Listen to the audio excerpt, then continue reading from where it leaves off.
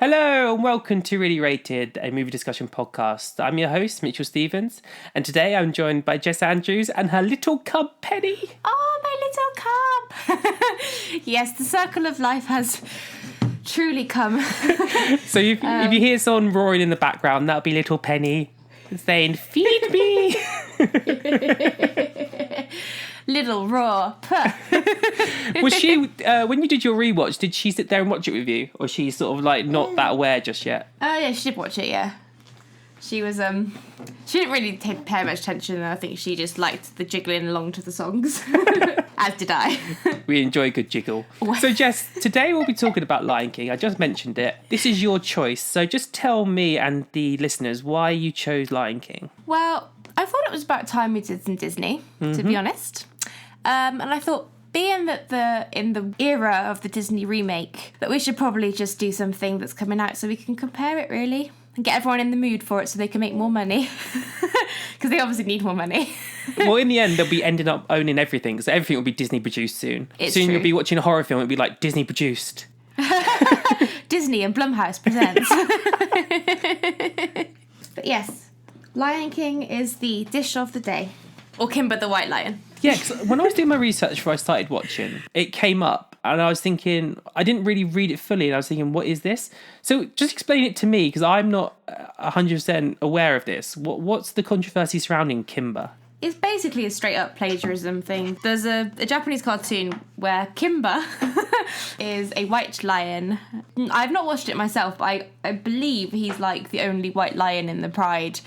And he's like meant to be king, and basically the storyline follows what the Lion King does. So it's a rehash of Hamlet and, you know, the evil uncle and all this. And apparently when it kind of came out, there was a lot of controversy, but I don't think it's done too much damage, to be honest. I think everyone sort of just takes Lion King as it is. And I can see where they're coming from if it's like a straight up plagiarism, but like a lot of the Disney films anyway are inspired by fairy tales and other works of fiction anyway, so yeah, I mean, I must admit it's definitely not, you know, kind of excusable in the kind of, oh well, nothing's original, because it is pretty blatant. Yeah, but I don't care. And the little bit I did read, I think they did get compensation for it, because I think they did sue, and I think they obviously, like Disney loves to do, they settle out of court. Yeah, it's true. It's like pocket money to them.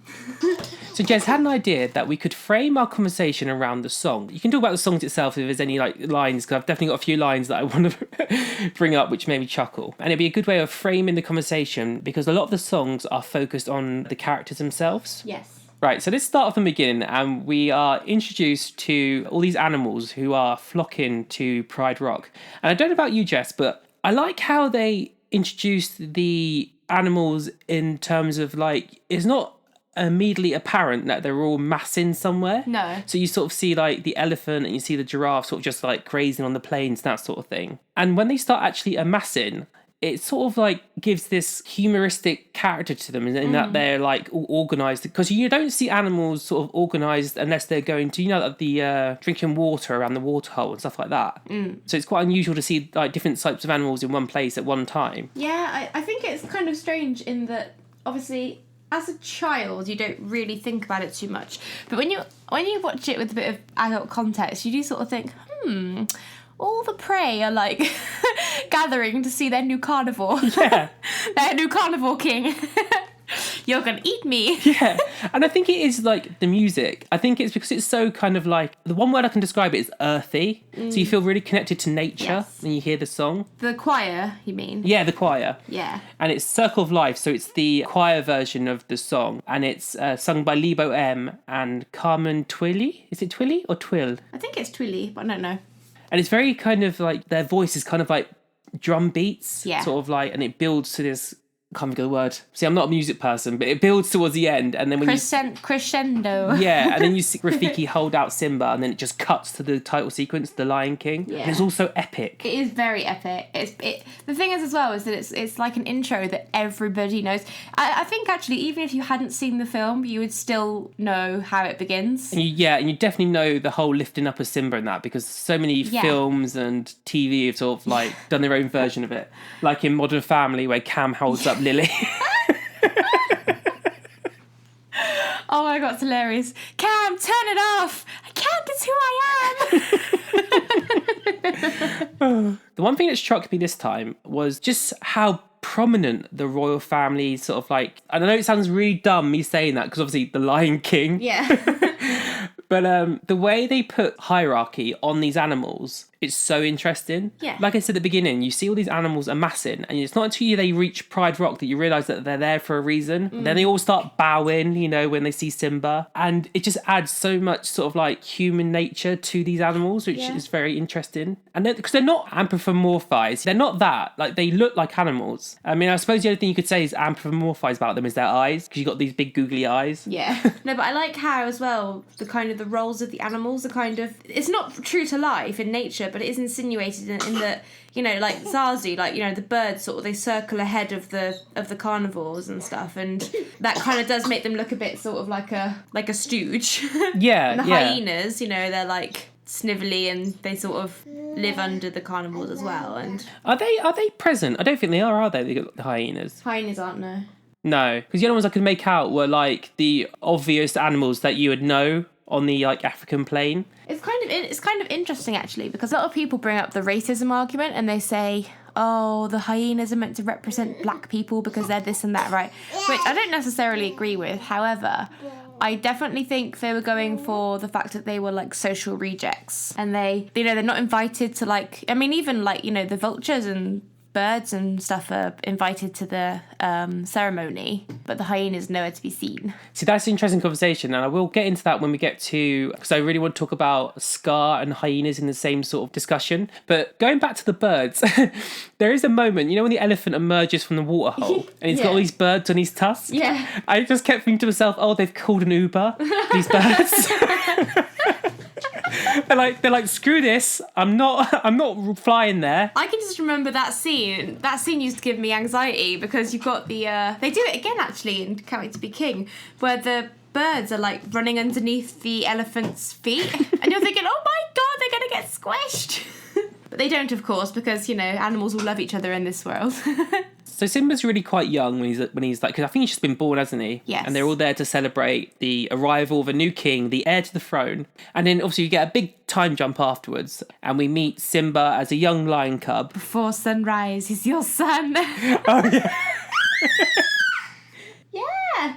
I mean, that's really nice actually. I mean, it is kind of strange. You have to definitely ignore the natural order of things and how things work in a real pride, because obviously in a real pride the lion, like the male lion, just shags all the females and has all the babies. Yeah, so. let's ignore the fact that Nala is actually his half sister. Let's ignore that fact. Yeah. I mean, even if she was Scar's child, which I doubt very much, they'd still be related. So it's like, it's very weird.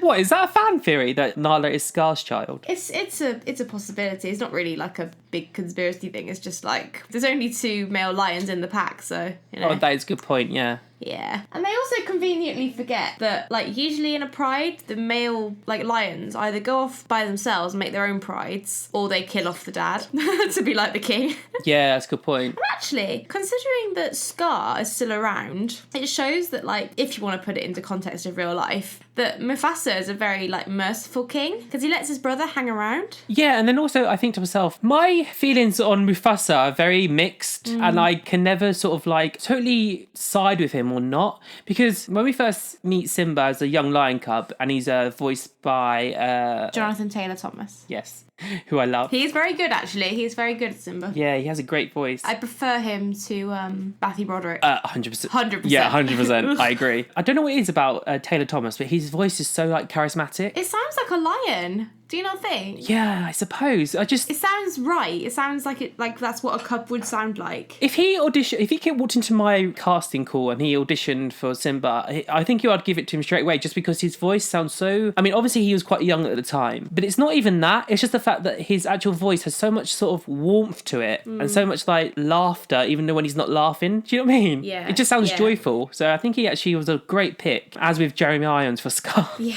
I actually think the entire voice casting is absolutely perfect. I mean, I'm not a huge fan of Nathan Lane in a lot of things. Not everything, but a lot of things I'm like, oh, God. But I think he does a good job as Timon. Yeah. But Scar is definitely... I think Scar is everybody's favourite, really, in terms of a voice actor. Like, Mufasa is like Mufasa, but Scar is so perfect. Like, everyone's been saying on social media, haven't they, that they're absolutely devastated that they've cast Chiwetel Ejiofor, however you say his name. Oh, yeah, I can't say his name, but I know it about... Because he doesn't sound like Scar. I think it's Chiwetel Ejiofor, I think his name is. There you go, that'll be it. I didn't know he was cast as Scar in the new remake that's coming out soon. Yeah, he is. And I think, to be fair, if they were going for a completely new sound, then it would be fine. Like, you'd say, okay, well, this is not Scar, but it's a different Scar. But then they went and cast... James Earl Jones. That's the one, James Earl Jones as Mufasa. So it's like, oh, so you do want them to sound the same as the animated one. So it's all a bit... And they've cast John Oliver, haven't they, as Zazu, who's got a fairly similar voice to Rowan Atkinson. Yeah. So I'm not really sure if they're going for, like, the same or the different. But the fact is that not casting Jeremy Irons... Maybe he can do it. Maybe he was busy on holiday or something. But... Yeah. But... I think it was a terrible mistake. Let's talk about the remake ever so briefly, because I think it leads into... I want to talk next about Scar and the hyenas, because you brought them up. Yeah. Even though, in my opinion, I don't think Disney at the time were making this film... They were sort of thinking... Let's not think about casting prominent black actors. Yeah. Maybe I'm giving them too much credit, but I think now, because it's so much prominent in our time that minority actors are often overlooked, yeah. I don't have a problem with Disney now saying, like, let's go out of our way to cast prominent black actors, sort of like right or wrong. I think it is very difficult to do remakes. And like we were saying about the opening sequence in the beginning... It's so iconic, and I can remember seeing the trailer and thinking, oh, they've basically done a shot-for-shot remake of the opening credits, right? With all the flamingos flying overhead and such, right? Yeah. And that is, on one hand, I sort of think, oh, for God's sake, like, you're just copying. What's the point in doing a shot-for-shot remake? But on the other hand, I sort of think it was so good and so iconic that if you do anything else, it's never going to kind of match up, is it? Everyone's going to go, oh, well, the original's better. That just shows how good it is, I think. I think that'll be where their problem lies, really. Because... Yeah. I mean, it's quite hard for us to judge because we haven't seen the film just yet. But, like, basically, to get into my discussion on Scar, I can't see the new Scar being the old Scar, because I can't see them doing such a fabulous version of him as Jeremy Irons does. Because Jeremy Irons plays this Scar with so much sardonic, and he's almost so pessimistic in his joy of, like, messing about with Mufasa and Simba. Yeah. He literally is the evil villain in the corner, twiddling his fingers, going, what? Yeah. Yeah, he is. And I think it's because we see it that I think to myself, oh, for God's sake, Mufasa, what are you playing at? Yeah. Like when he calls Simba, because like Zazu, when Mufasa and Zazu sort of go to Scar and say to him, why weren't you at your nephew's coronation? Yeah. And what does he call him? He calls him like... the little hairball. Yeah, and then Mufasa's like, that's my little hairball you're talking about, something like that. Mm. The way he's having so much like venom towards your son, can you not see that it's quite dangerous to have him around? Well, you'd think so, but they kind of do touch on the fact, don't they, that it's like every family has the the black sheep, so to speak. Yeah.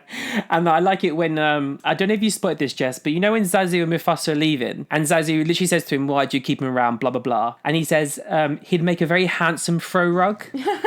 Yeah.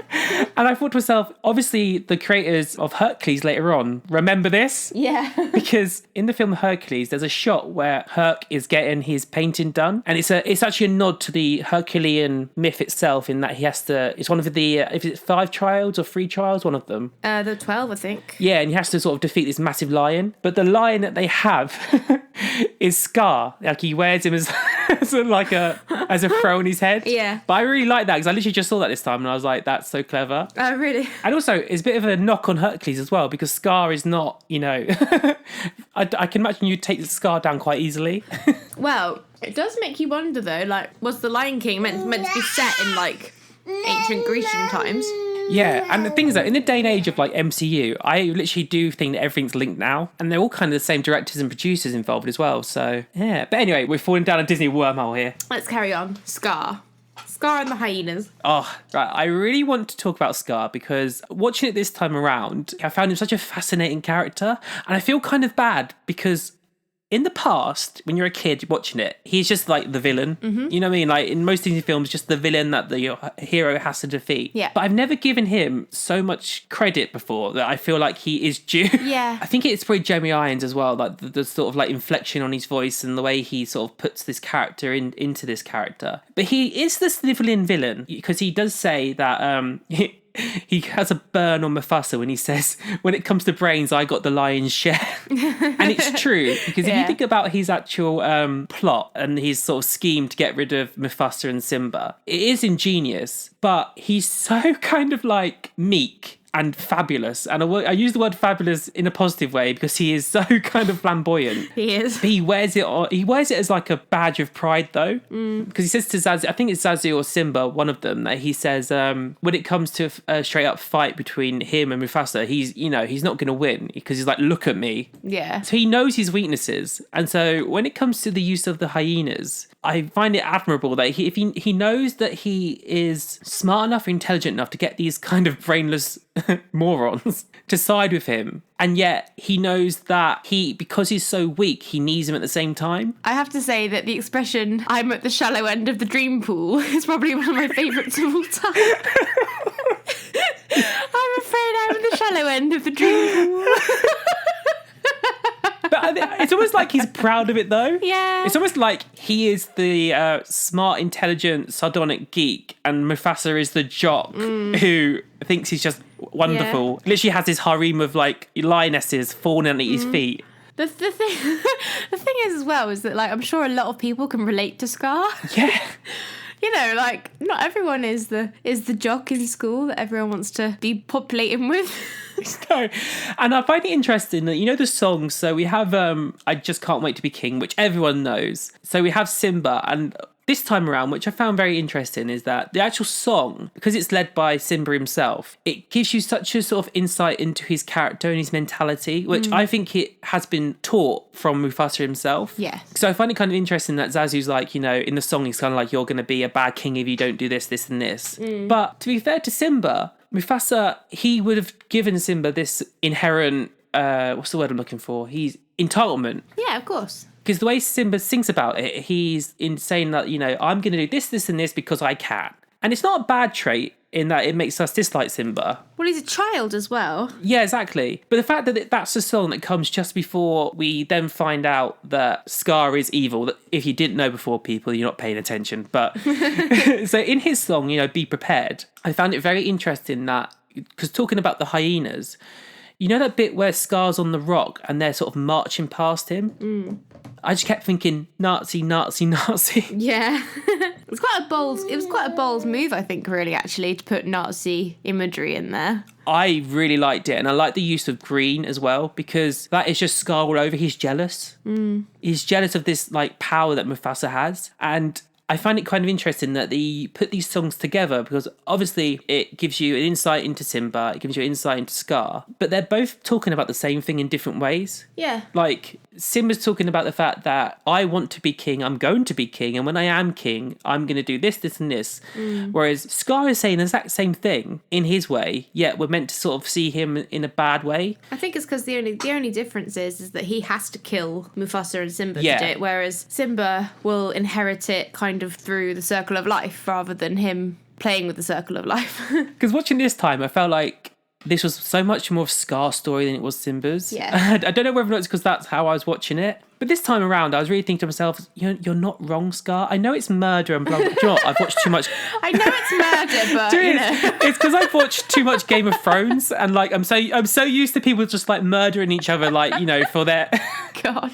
And I think in the end, because we do see Scar in charge of Pride Rock, and he's basically sort of just wasted the Pride land because he's had these hyenas go out and just eat what they want. Me siding with Scar would be objectively wrong because I know how it's going to end up. It's very results orientated. So if I sort of like side with Scar, I know that I'm in the wrong anyway because he becomes a terrible leader. However, he is very smart, and I think I value smarts over brawn any day. Although he wasn't that smart because he sent the hyenas after Simba and trusted them to kill him.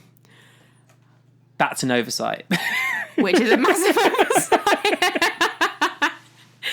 Although I must admit, actually, the bits with Scar are probably, when I look back on it and I was watching it again, I was like, actually, the bits with Scar are my favourite bits. Like, obviously he's the evil villain, but like, I know that Timon and Pumbaa are meant to be the funny ones in this story. Yeah. But I actually find the stuff with the hyenas and Scar the funniest. Because they're so subtle. Like, there's so many, like, subtle jokes that if you don't pay attention, you don't get. Like, yeah. Let's talk about the hyenas, actually, because you brought up a very good point earlier on, and the discussion of race and the controversy surrounding them. Now, because the controversy is there and people have talked about it, I don't think you can objectively say that people are wrong, because they are right. I mean, the lead characters are all played by white actors, like voiced by white actors, apart from James L. Jones, who is Mufasa. However, the one thing that I think people do overlook is that they went out and picked comedians. Because first and foremost, I think these hyenas are meant to be funny, and I think they are hilarious. I mean, Whoopi Goldberg does a brilliant job. Yeah, she's amazing. Her voice just infuses happiness and joyful. And then even though it's in this character which has this sort of like sly grin that looks really evil, I don't hate the hyenas. No, they're just doing what they do.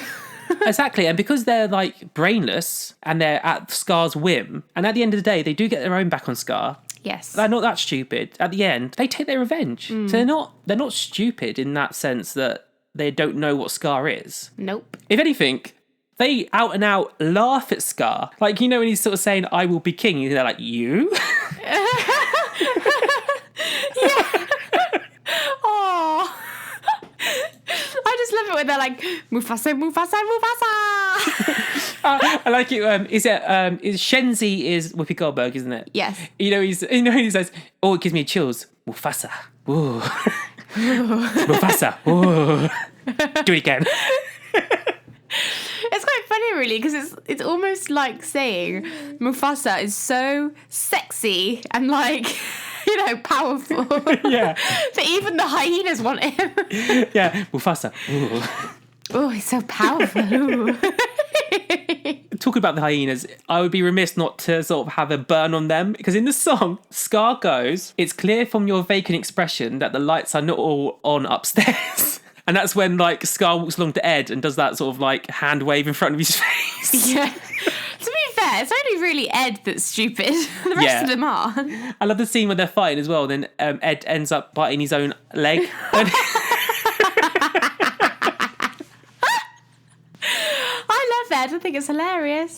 But yeah, so really the two songs, in my opinion, they echo the same thing. So we see Simba, his intentions are clear. I'm going to grow up, be king, blah, blah, blah. It's all rosy, you know, rose-tinted glasses, that sort of thing. I think he doesn't really quite understand as well that his dad has to die for him to be king. I think it's that whole the childlike thing of not really understanding death and not kind of grasping how bad it is. You know, I think he just sort of, all he can focus on is that he wants to be king. And it is quite similar actually to Scar in that both of them are so fixated on being king that everything that has to be done for them to become king kind of just is like whatever. Like Scar doesn't care but that he has to kill his brother and his nephew. Yeah. It's like a byproduct. And I'm not so sure that I want the story behind Scar's resentment of Mufasa, because I think it is just clear that he's resentful of his brother because he's the oldest, because he was always going to be king. So I don't know if I need that story. I don't know if that story is told in Lion King 2, is it? Simba's Pride? No.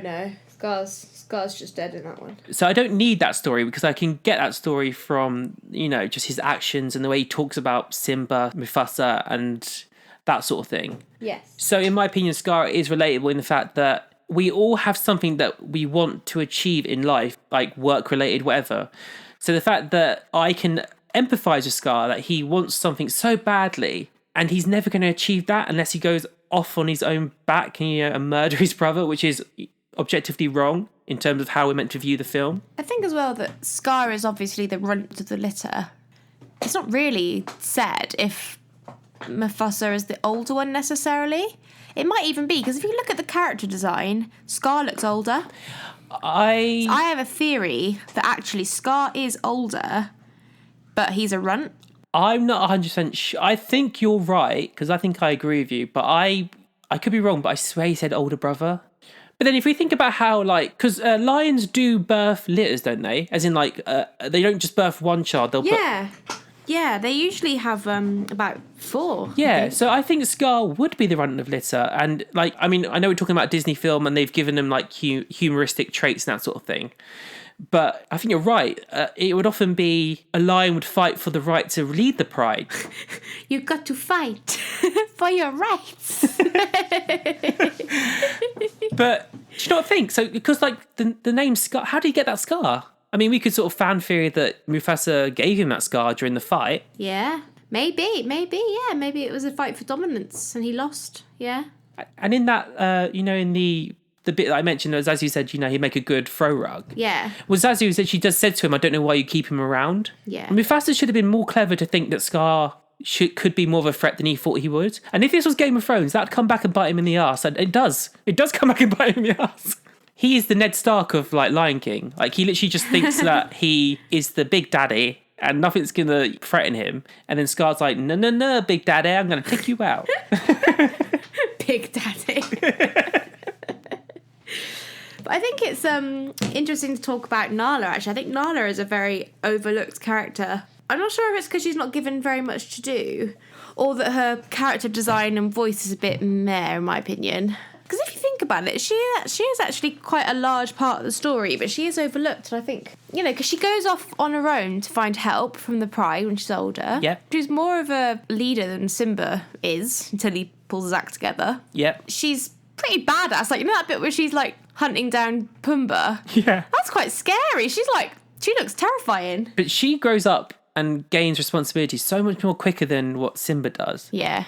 And I actually want to jump to that, actually. So let's jump a bit forward. So let's jump to Mufasa dying, actually. Because Mufasa dying is the catalyst for much of the other rest of the film, especially Simba taking a hiatus from his life. I think, something that I thought was really odd, actually, about Mufasa's death is that, like, okay, so I watched Lion King probably, like, oh my God, at least 50 times when I was young. Like, I watched it all the time. Yeah. And when I first watched it, like, the first, like, dozen times, I was, like, sobbing like a baby when he died. But you know how over time you just get desensitized and you don't really, it's sad, but you don't, like, sob. Well, when me and Mum went to go and see it in the cinema about 5 years ago, whenever the anniversary came around. Yeah. And we watched it again, and on the big screen, I thought, I'm not going to cry because I've seen it 1,000 times, but, like, oh my God, I was, like, in floods. The whole cinema was in floods. And I don't know whether or not it was just because it'd been a while since I watched it and I was a bit older and such, but, like, it hits you really hard. It's the way that he just doesn't understand and he's trying to get him to wake up, and it's just... It really shows you, because Simba is very much of, like, the whole bravado, isn't he, when he's young? He's like, I can't wait to be king. Oh. Yeah. And when Scar says, what will your mother think? That's probably the worst bit for me. It's just, he feels so guilty, doesn't he? And yeah, I've never teared up at Mufasa's death. Really? No, I don't know whether or not... You're so manly. No, do you know what I think it is? When Mufasa speaks to Simba and he says, like, the great leaders will take their place in the sky. Yeah. I always took that as in, this isn't the end of Mufasa. And then we see Mufasa later on. And we can debate whether or not that's Mufasa talking to him from the other side or whether it's just... I think he's crazy. Yeah, I think he's great. Yeah, I think he's in grief. I think so. I never take his death as being like that's the end for Mufasa. I always think to myself, he's having, he's having fun, frolicking around in the sky. Yeah, right. I mean, it is sad. And do you know what? Saying that, I thought, the part where he sort of nudges him with his head and his nose saying, Dad, get up. Dad, we got to go. Yeah. The pause afterwards, once he realises that his dad's dead, isn't that long before Scar turns up? No, it's not. I don't think they give the audience enough time to linger too much on the grief. But maybe that's a good thing, because it is a child's film. So I think it might be the connection to Mufasa. I think I just don't have that much of a strong connection to him. I think you relate more to Scar, don't you, Mitch? I think that's the problem. You're like, good, I'm glad he's dead. It's all working out the way I wished. Before we leave the death scene, Mum, just a little insight into young Mitchell watching this film. For the longest time, the bit where he echoes, Simba echoes, like, for help? I always thought... Compose yourself. Calm yourself, Iago. I must have been a dumb child because I obviously didn't know what an echo was. I thought it was someone mocking him. Oh. I thought it was some sort of like mouse or a bird somewhere going, help, help. Oh, that's so mean. And I used to always think, whoever is mocking him are really like massive douchebags. Yeah, that's like the worst thing you could ever do. Yeah, there's an epic. So after Scar says to him, like, you need to run because, you know, the shame of it all. You've killed your father, basically. Yeah. I love the bit where the hyenas sort of like come behind Scar from the darkness and he just goes, kill him. Yeah. And then the whole chase scene after that is amazing. It is actually. The way they've animated it is so... It's scary. It is scary. Really you do is. think, oh my God, he is going to get ripped apart by them. And you know he gets saved by the fawns. Yes. I don't know whether you noticed, but they literally copied the art design from Sleeping Beauty. Really? Not the actual fawns themselves, but when the fawns are used in the background of a scene, it looks like they're painted and they're flat. Yes. It's the exact same art style that they used in Sleeping Beauty for when you have the background. I actually find it quite symbolic, actually, that he goes through the thorns, because in the... later on, when Rafiki comes to get him, he has to crawl through, like, they're not thorns, but it's like the jungle bushes, isn't it? Yeah. And it's very, like, it mirrors it quite a lot. And it's kind of coming out the other side of, like, grief. It's like he's kind of tunneled into his grief in the jungle. And now he's having to, like, fight his way back out of his grief. You've hit on a massive theme that I take from the whole Hakuna Matata era. When I look back on it, and especially when he's on his way back to Pride Rock, he literally takes a hiatus from his life at that moment. Yeah. And it's almost like... Denial. Yeah, exactly. He's in the denial part of grief. Yeah. Because what are the stages of grief? Let me look it up, because they say...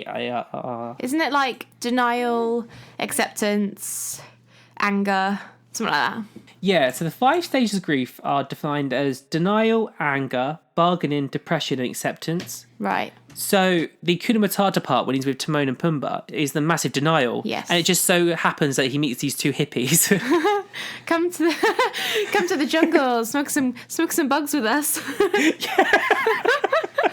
That's why they led on the grass, so like you're looking at the stars, like, whoa, man. Oh, I love the bit where they, you know, so Simba, like, when he's like grown up and he sort of says what Mufasa told him, Timon and Pumbaa just sort of like just crack up laughing at him.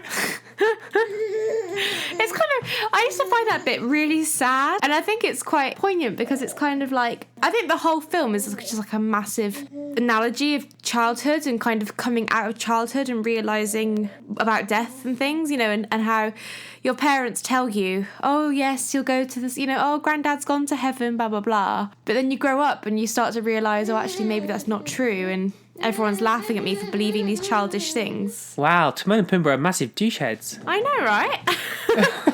They really are. Oh my God. I have to admit, I'm not a massive fan of Timon and Pumbaa. I understand why they're in the movie, and I like the fact that he goes away and has the hiatus and, you know, finds himself for him to come back all epic like, but I don't enjoy them. Yeah, watching it this time around, I did find them annoying in terms I felt like they sort of like, and it's not their fault, because I think it's just part of where they come in the story. But I was kind of like, come on, snap out of it. Come on, let's get back to the Pride Rock, you know, let's defeat Scar. And they're kind of like, just like, no, chill, man, whoa. Out of the pair, I do actually appreciate Timon a lot more than I do Pumbaa. I mean, if you appreciate them for what they are, they're fine. Yeah. But it's just personally, I mean, I think, yeah, Pumbaa is quite... I feel like Pumbaa is very one-dimensional, whereas Timon does have layers. Yeah, he's like an onion. He is. But I think that comes down, it's Nathan Lane. And I do agree with you, Nathan Lane in certain roles can be a bit too screechy. Yeah. Sort of walks the edge between funny and like, your voice is so annoying. Yeah. But they do rein him in slightly in this film, in that I do find Timon a lot more relatable than I do Pumbaa. Yeah. And actually, I think it takes a lot for Timon to come around on the fact that Simba has his destiny. Because whereas Pumbaa just goes with the flow, whereas Timon has to... Because Timon spells it out for Pumbaa, you know? So when we see Nala venture out into the... Is it an oasis? What would you call where Timon and Pumbaa live? I think it's just like an African jungle. It doesn't really make sense in terms of like actual geography. Like I feel like he would have had to wander a very long time in the desert to find the jungle.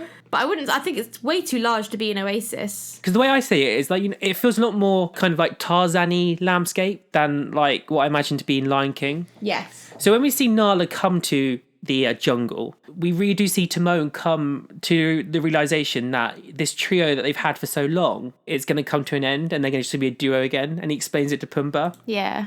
Oh. I know, but Pumbaa's kind of just like go with the flow, whereas Timon's kind of like, no, Pumbaa, like, we are going to lose him. You've got to come to that realization. Probably, I think it is the low point of the movie for me, is the kind of in the jungle. Not necessarily when he first comes to the jungle. Like, I do kind of enjoy him, you know, like Simba kind of finding someone to help him and, you know, them explaining to him about the life in the jungle and such. But I feel like and it might just be down to the fact that I don't really like Matthew Broderick, as I don't find older Simba that engaging. It goes downhill for me until the end, and then I'm like, oh yeah, I'm in it again now. Yeah. But that's at Pride Rock. Like, it's when he comes back to Pride Rock and then Scar's back again, and then it's like, now I'm invested again. I think that's why Nala gets the short end of the stick, because she's featured in the early part with Simba when they go to the elephant's graveyard. But then we see her later on during the Hakuna Matata era, and she doesn't get enough credit. You mentioned this earlier on, but she doesn't get enough credit in the fact that she's defected from the Pride and she's gone looking for help. But then she's involved in this storyline, like you said, it goes a bit downhill. Yes. And I think it's related to like the song, Can You Feel the Love Tonight? I mean, I agree. It's a great song. I love the song, but I don't like this version of it. I actually think if they had cut out the love story altogether, it would have been a better film. Yeah. I don't think it needs it. I think it needs it in terms of like at the end when like they raise Simba's child and Nala's child. Oh yeah, but still. You know the bit at the beginning, just before they sing the I Just Can't Wait to Be King song, and Zazu's all like, you're betrothed and blah blah blah. Yeah. You could have just had that. I think it's because they didn't trust that children would get, you know, unless you show them falling in love and such. If you just had them as betrothed, then at the end, oh, they've had a baby, as they would in the animal kingdom, that children would actually understand and be like, oh yeah, it makes sense. They'd probably be like, huh?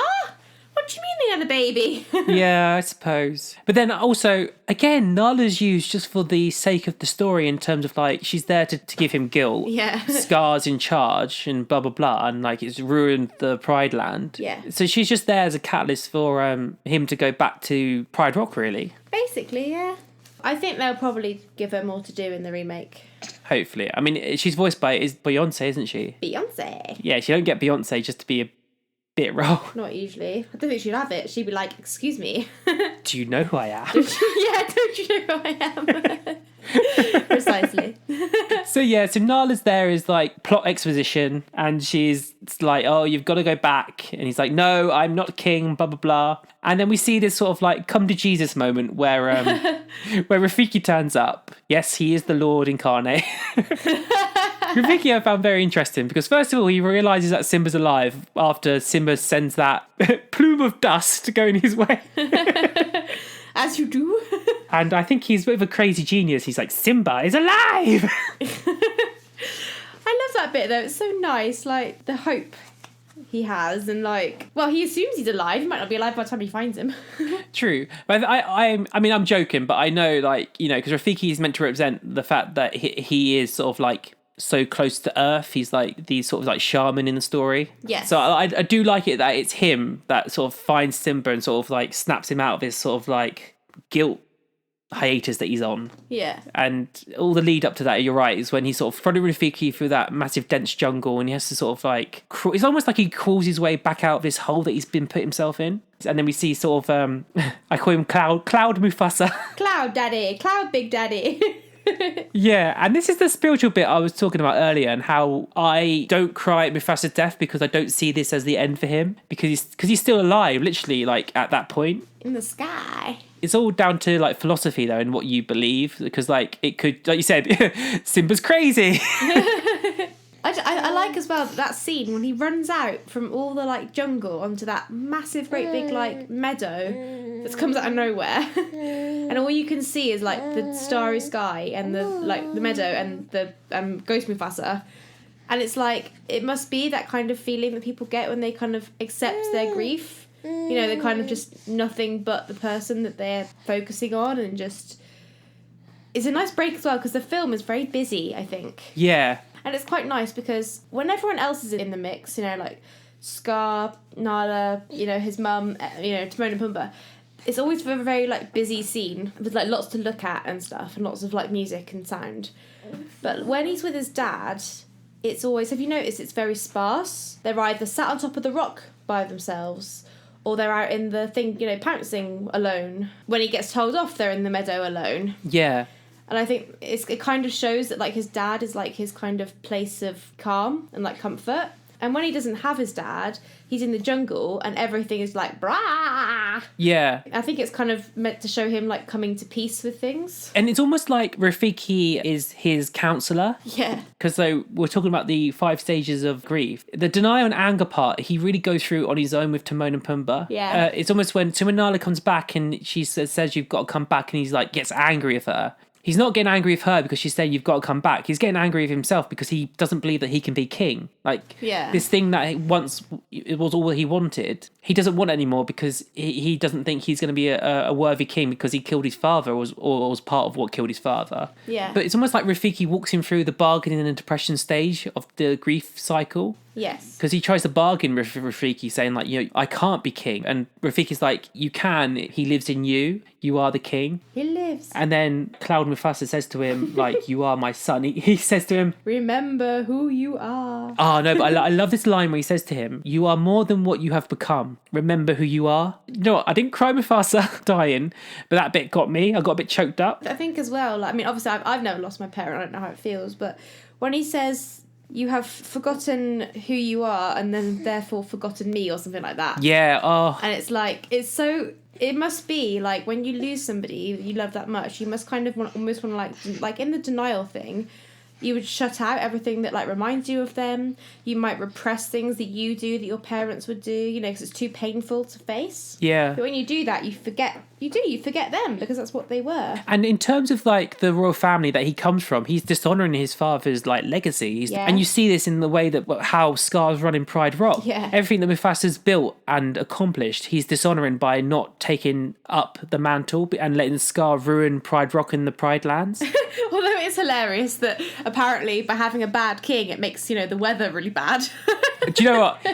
You hit the nail on the head. Now, so let me talk about the musical really, really quickly because I love what they do in the musical. And if anyone has a chance to go see it, I would recommend you actually take that opportunity. So in the musical, you know the bit where Simba disappears? They do a kind of like a montage through dance and song of like the weather changing. However, in the film, I think what you're meant to take from Scar ruining the Pride Land is the fact that he's let the hyenas run riot in terms of like they're killing off all the animals, and with less animals in the Pride Land, you can't fertilize the ground, you can't. Right. Yeah. But I think they mishandle it in terms of the fact that you're right because it seems so overcast when Scar's It seems more of a thematic decision, doesn't it? Like, oh, everything's gloomy, therefore it has to be raining and horrible. Yeah, whereas on the stage musical, they took the opposite route in that they were saying that there's a drought in the Pride Lands, whereas in the film, it looks like it's just overcast. I was thinking, well, if it's overcast, it's raining, so therefore you're going to still have water and like... But I think what it is, it's just that it's the colour coding for like baddie. Like it's dark, it's gloomy. Yeah. But I take it as in, because... especially when Simba makes his return to the Pride Land. So we have that epic run where he's going through the... it looks like the Sahara. I was thinking, where did this desert come from? Yeah. And then really, it's quite a simple end to the film, really. So we see Simba arrive at Pride Rock. His mum gets a beat down by Scar, she does. Oh, I find that bit so sad when he comes back and she thinks he's Mufasa. Oh, yeah. Oh. That was sad. I find it a bit of a... I mean, Sarabi is a pretty... stoic character, but like if you thought your son was dead and then they came back to life, I always feel her reaction is a bit muted. And also, so Scar tells the entire Pride that Simba died. I don't know about you, but wouldn't you then go to the gorge? Well, they would have to have gone to the gorge to find Mufasa's body, no? Eventually, you'd assume, but maybe they got rid of it.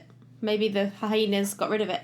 Maybe. Maybe they ate it. Oh, do you know what? You saying that they so did. Oh. They had Mufasa for tea tonight. Because for a second... Mufasa. But yeah, Yummy. Because maybe I'm putting too much, and this is what winds me up about films that involve animals that we have to then sort of like think that they're human, because sometimes you put too much human characteristics on. No, sorry, scratch that. The directors sometimes don't make it clear on how you're meant to view this character. So like Paddington, even though he's a bear, he is flat out just a human. Humany. Yeah. Yeah. So I'm sitting there thinking, well, if it was me, I would then go to where the body is to find the body because I'd want to bury them. Hello. Yeah, of course. And also, wouldn't I want to try and find Simba's body? How is Scar going to, get around that? I don't think they ever actually explain it, do they? No, because I think you're meant to believe they're just lions. And because I don't think lions are as, I could be wrong. I don't know. I'm not like a lion expert or whatever. Elephants mourn their dead, basically. I don't know if lions do. Well, in the beginning, doesn't Mufasa say, when we die, our bodies become the grass? So they understand that when a body... I imagine they let the lion's body decompose until it becomes the soil, right? Yeah, that's what I'm thinking. So maybe I'm being a bit too harsh on Sarabi because I'm putting a human characteristic and actions on her when she's just acting like a lion, and that's not what they do. I feel like it would be more reliable, like more believable, if Scar was coded as a nice guy in the Pride and he was secretly nasty. Because then when he told them that Mufasa and Simba were dead, they'd believe him. But because he's like a nasty character and no one likes him, you'd think they'd suspect, wouldn't you? Yeah. Because it's a scene where he tells everybody that they've died and they're all just like, oh, boo-hoo. No one turns around and goes, well, actually, Scar, where were you? Do you know what? Let's get into this because I was going to save this until the end. But you know what? Let's wrap up the film, shall we? So basically, Simba and Scar fight. It's an epic slow motion battle, which is actually really good, by the way. I love the whole. It's amazing. It's scary. And the music towards the end of the whole film is so brilliant and very Star Wars-y-ish as well. Like when they're facing off. Yeah, it is actually. But then Scar, like I mentioned earlier, he sort of slags off the hyenas. The hyenas finish him off because they're like, nuh-uh, we're going to kill you. And then everything's happily ever after. Nala and Simba get it on and they have a baby, which we find out. You've seen Lion King 2, haven't you? Yes. What's the name of their child? Kiara. Which always makes me laugh because it reminds me of like Kiora, like the squash. Kiora. Then Kiara, which I do like though, because they're not using the traditional royalty thing where it has to be the firstborn son. Well, they only have her. She becomes queen though, doesn't she? So she's like queen of the Pride. She doesn't become queen in this one, in the second one, because Simba doesn't die. She will be queen. Well, her and what's his name, Kovu, will be king and queen. So it comes full circle, like the circle of life as it does, and we end with the coronation of Kiara. Yeah, at the end of the first one, the little lion looks just like Simba, like baby Simba did, which makes sense because they probably used the animation template to save some money. Yeah. But in the second one, she looks quite different because Kiara looks a lot more like Nala, and and they show her being like the ceremony at the beginning of the second film, but she looks completely different to the one at the end of the first one. So when I first watched it, I thought there was two. I thought there was two siblings, but it's not. It's the same one. See, I didn't know that, and you know what? I've got a sneaking suspicion. I do think that she looks more feminine at the end of the first film, as in, so I think they know that they've given birth to a girl. You reckon? Yeah, because even though they look similar, and I think they've used the same design, I think Simba looked a bit feminine at the beginning. To be fair, though, I think it's the eyes, but then they might have just been sort of... Because you know when like animals are just born, they can barely open their eyes and blah, blah, blah. Yeah. So I think it's just the fact that they like their eyes are kind of like squinted because they're like literally it's the sun, so they're probably going, ugh. Yeah. Can you imagine holding your little newborn baby up into the sun? I always think when I see it, you know when he cracks the fruit open and like squishes that stuff all over Simba's forehead, I'm like, oh, it's going to be a nightmare to get off. All that fur. I know. So I wanted to rush the end because I really wanted to talk to about Scar, because you said how he's sort of like obviously a villain and obviously coded as a villain. Now, I've written it down. Let me have a look. So basically, so you know the directors, so Roger Ellers and Rob Minkoff. Yes. So Roger Ellers, I looked up, not to shade Minkoff, but he didn't do a lot before Lion King, and since then I think he directed like the Stuart Little films. Oh right, yeah. But Roger Ellis has a lot of history with, or did have a lot of history with Disney. He hasn't done a lot recently with them, but he worked on the story for Little Mermaid. Yes. He worked on the story for Beauty and the Beast, and he directed Emperor's New Groove after Lion King. Yes. But he also worked on the story for Aladdin. Now, I don't know if there's a direct correlation, but when I was watching this film this time, and I didn't know this, I did the research after I watched the film, but I kept thinking to myself, he reminds me of so much of Jafar, Scar. Oh, yeah. You're right. They have the same sort of smoky look about them. Yeah, they have the same goatee as well. Yeah. Yeah. But the way that the actors who voiced the Jafar and Scar, they are so similar in their delivery in terms of kind of like, we are the most intelligent person in the room. We know it. Mm-hmm. And therefore, in both those films, the intelligence is coded as evil. Yes. And you're right, because even Jafar, like, no one within the palace, apart from Jasmine, realised that Jafar is someone that should not be trusted. Right, yeah. The Sultan's taken in. I mean, it's always the outsiders. I mean, because you can code Jasmine as an outsider in Aladdin because she doesn't want to, be betrothed to anyone. She wants to choose her suitor. Scar, even though he is obviously evil, like everyone's so fooled by, maybe not everyone, but I think it's definitely fooled by Scar. But you're right, Sarabi and the rest of the lionesses, they should have been wary of Scar and not trust him at all because he's never proven himself to be trustworthy in any way. No, he hasn't.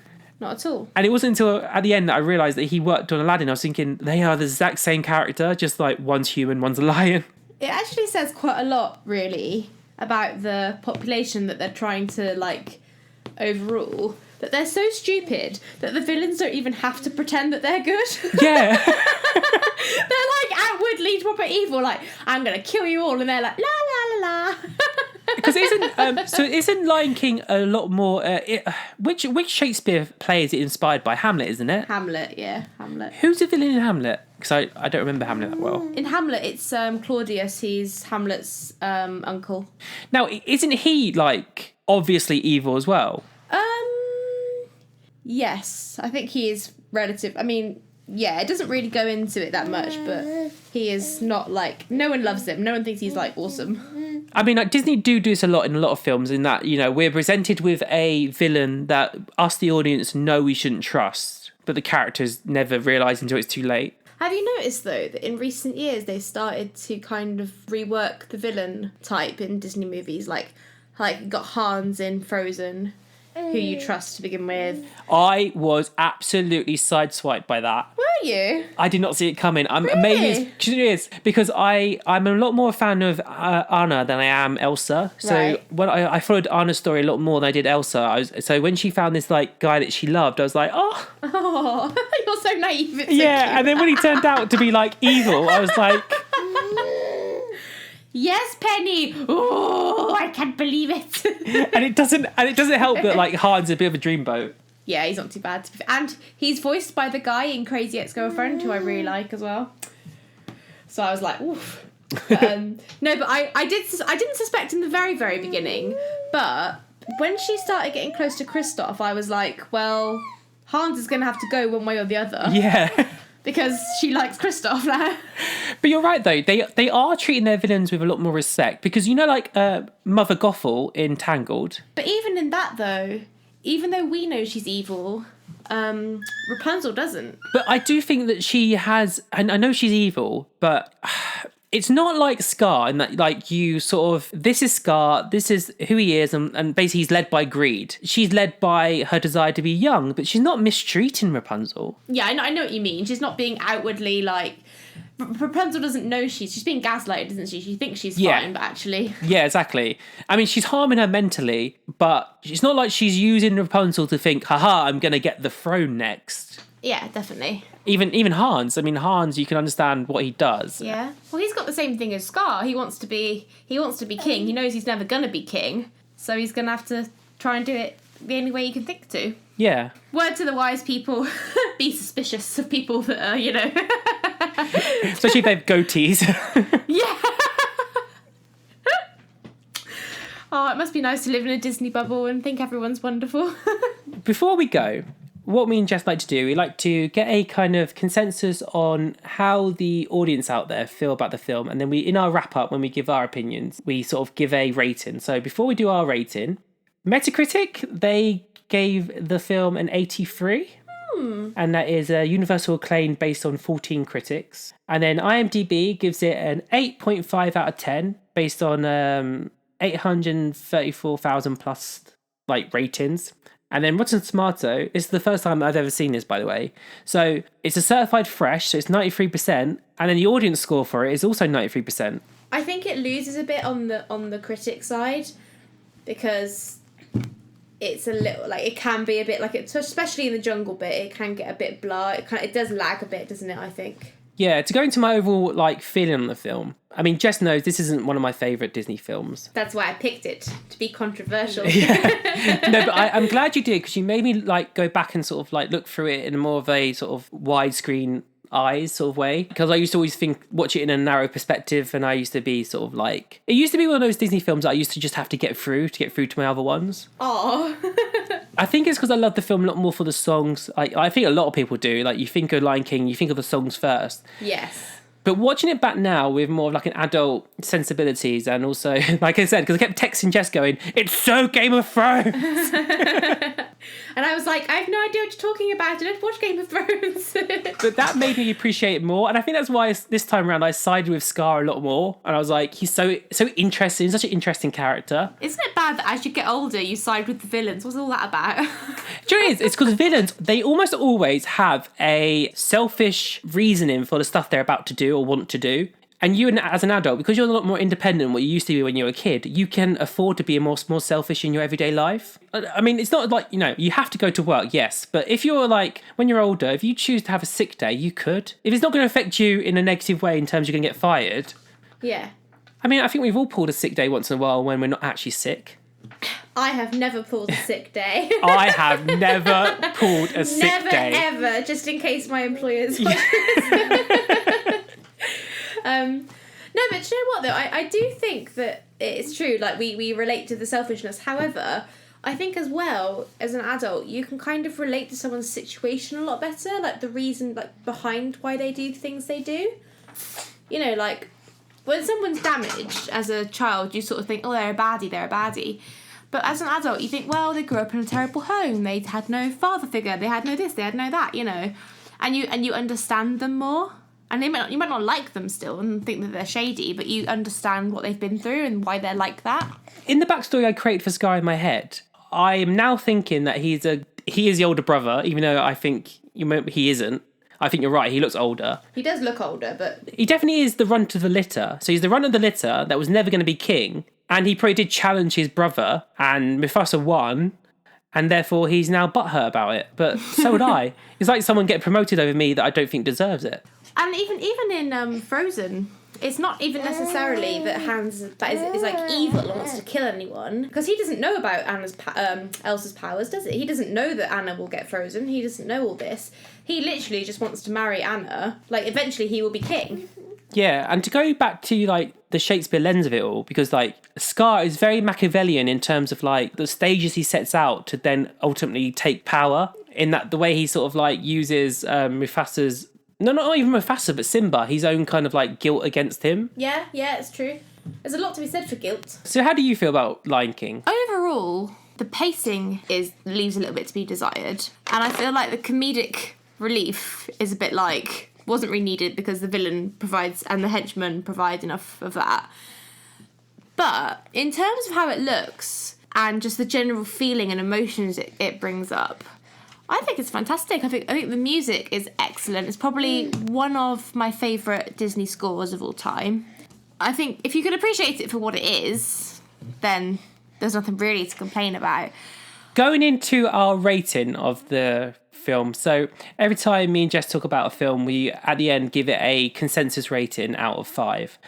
I came away from Lion King a little bit disappointed. I know it sounds a bit hypocritical, because like I said, the film isn't my favourite Disney film anyway, but I don't know if it stands up to others. Really? Not in a negative way, in that I think it's, at the bottom. Yeah. Lion King's never going to be at the bottom of any Disney list ever, I don't think. Not even mine. No. But I think it is the pacing. I think you're right. And also, I have an issue, like you, with Matthew Broderick. Do you know what it is? I think it is that if the second half of the film was as good as the first half of the film, Yeah. it would be insane good. Like, it would be incredible. The first half is near flawless. I agree. It's amazing, yeah. The first half of the film is brilliant, and I think it's let down by the second half. And I think that disappointed me more this time because I'm watching it back with a critical eye than I would if I was just watching it for entertainment's sake. But I'm not going to hold that against it because I still think it's a classic. I would give it a solid 3.5, but that's just my benchmark. But you who like it a lot more, I'd be interested to see what you would give it because I am willing to change my opinion. Well, if I was judging it on the first half, I give it a solid 5. Yeah. Because I think it's fantastic. So would I. However, points have to be deducted for Can You Feel the Love Tonight? Ugh. So I'm going to take away 0.5 for the crap song, 0.5 for the pacing, and 0.5 for Matthew Broderick. So I'm with you. It's 3.5. Oh, see, I thought you were going to try and convince me. I was waiting to be convinced. No, because I do see it with rose tinted glasses, and I've got to admit, when I watched it back, I still absolutely loved all the bits with Scar, you know, all the bits kind of when they were kids, but the second half really let it down until right at the end. I was just like, oh my god, like there's only so much I can hear. Oi! There's only so much I can hear of Matthew Broderick whining. Yeah, I mean, I'm a bit disappointed that it's not higher. I mean, I know it sounds really kind of weird me saying that because it's not my favourite Disney film by a long shot. But you have to be relative with it, because if we were doing Beauty and the Beast, I'd be giving it a 5. If we were doing Mulan, I'd be giving it a 4.5 probably. Do you know what I mean? So you have to, I'm not going to give it something that's going to be par to something I think is better. Because you are right. If we were doing a Disney list, it would. I'm sorry to say this to all the massive Lion King fans out there, and there are massive Lion King fans out there. I don't get it, but still. I don't understand. Yeah, but it's not up there on the Disney list of films. So I agree with you, because if we will eventually do Beauty and the Beast. Yeah. So this might be a spoiler for that. But Beauty and the Beast is a 5. It always will be a 5, and even watching it back recently, it still is a 5. There is nothing wrong with Beauty and the Beast. I'm sorry, there is nothing wrong with it. It's flawless. So let's leave it there. So Lion King it sits comfortably in the middle right now with a 3.5. I'm so excited to get to this part of the show because it's my choice next. And Woohoo. I have to say, I think I've hit it out of the park with this choice, Jess. Go on then. Surprise me. This is a film that, because it did so badly in the States, I don't think it ever got released over here. Oh, yeah. It's a film that did so badly that it forced the creator to go off on his own and create one of the best TV shows of all time. And we are talking about the Joss Whedon created Buffy the Vampire Slayer. Buffy! Penny loves Buffy. I will say it here and now, this film is not great. However, the reason why I've chose it is because myself and Jess are massive Buffy fans. You're going to have to excuse us because next time we chat, we will be delving into the Buffy TV show as well because it is actually part of the canon. So if you are a massive Buffy fan, make sure you do not miss next time we chat. I am very excited. Can't wait. So all that's left for us to say is thank you for listening and we'll see you next time. Ciao for now.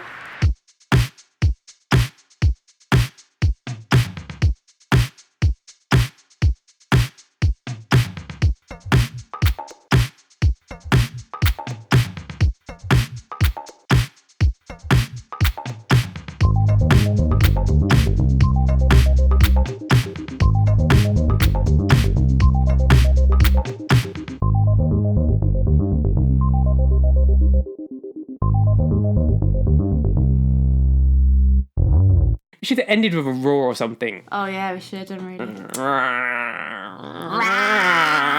That was rubbish, hold on.